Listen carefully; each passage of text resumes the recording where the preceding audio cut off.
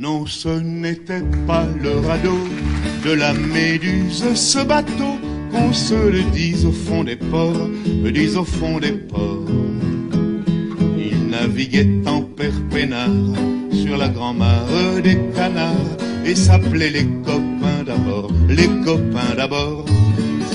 Ces fluctuates, nec mergiture, c'était pas de la littérature, n'en déplaise aux jeteurs de sorts, aux jeteurs de sorts. Son capitaine et ses matelots n'étaient pas des enfants de salauds, mais des amis franco de port, des copains d'abord.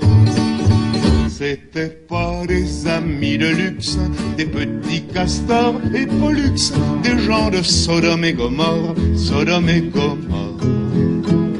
C'étaient pas des amis choisis par Montaigne et la Boétie, sur le ventre ils se tapaient fort, les copains d'abord.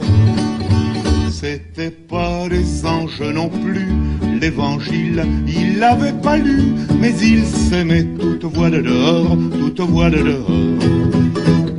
Jean-Pierre, Paul et compagnie, c'était leur seule litanie, leur credo, leur confitereur, aux copains d'abord. Au moindre coup de Trafalgar, c'est l'amitié qui prenait le quart, c'est elle qui leur montrait le nord, leur montrait le nord.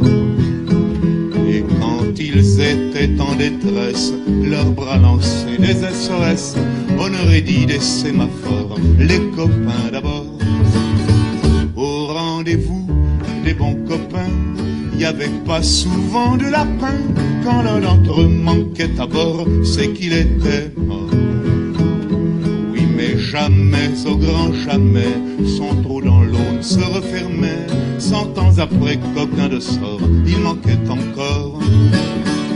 Des bateaux, j'en ai pris beaucoup, mais le seul qui ait tenu le coup, qui n'est jamais viré de bord, mais viré de port.